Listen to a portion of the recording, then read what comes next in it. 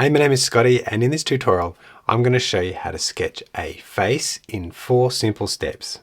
So step number 1 is sketching the big main silhouette shape of the portrait.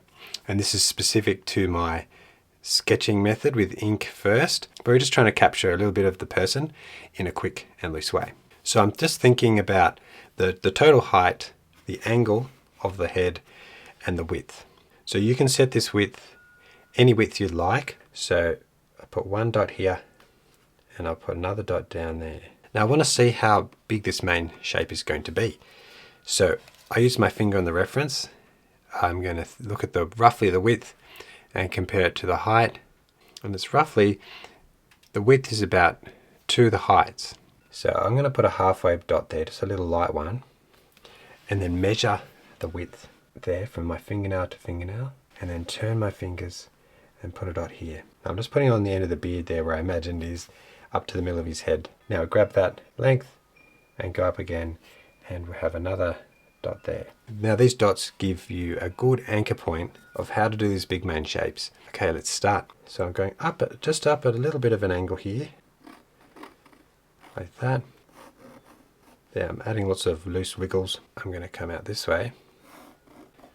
Now I'm continuing that silhouette down towards the beard, or a little bit less than halfway. The beard, if I go across here, I'm going to mark another dot. So go in, just have a go, like that, and come down.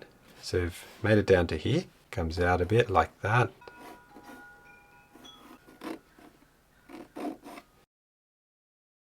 Now that we have the main shape, that's the first step. The second step is to divide that big shape up into smaller shape. And my end goal here in this step is to get the face shape so we can put the facial features on. We're going up, I'd say about a third of that distance. It's about to there, and go up, down a little bit, and then down to there. Now we can see that face shape. Okay, so third step, now we're going to put the facial features on, and I use dots to help construct where they go. In this step, we usually divide the face into 3, between the hairline, which would be somewhere here, and the chin. But both of those points are covered up. And between the hairline and the chin, I put the eyebrows. Where the eyebrows go, that's 2 dots.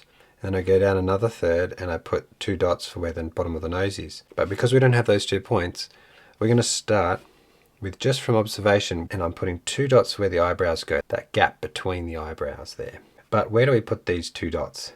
What I'm looking at is the distance between the sides of the head and then halfway. So I can see between these 2 lines, there are 2 dots there, just slightly more to the right, one just a little bit in from the middle, and one here. And just do them lightly first. And now I'm looking at the bottom of the nose, and I already have this spot here is where the nose would go. Almost directly below there is 2 dots too. And now we can structure the whole face around those 4 dots.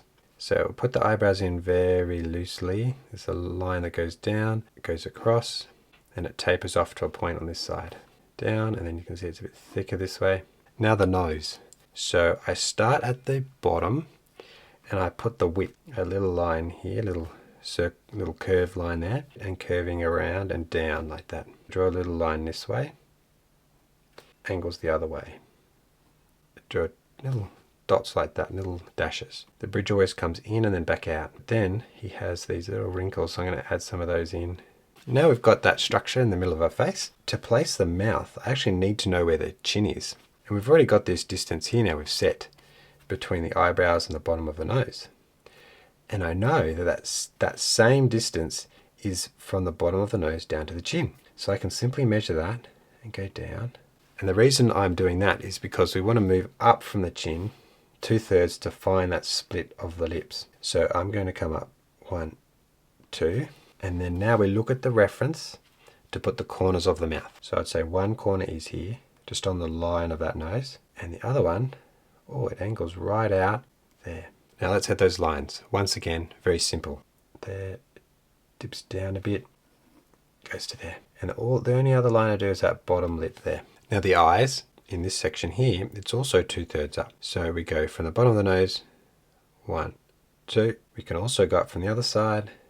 Well, each eye is the same width as that gap as well. So we get that distance, and we come across there and put a dot this side. So if anything, make that width there a little bit narrower than this one. Now when you draw the eyes, the first step is to draw the top of the eyelid.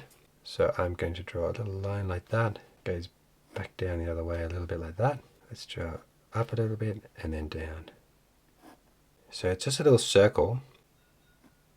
And also then we got this line under here, the bottom line here, there and there. So just put the pupil in the middle there, a little bit to the left. Now let's add the beard, like this, like a little bit there, around there. Don't outline it really hard. Then there's little wispy hairs on the side. It curls around this way.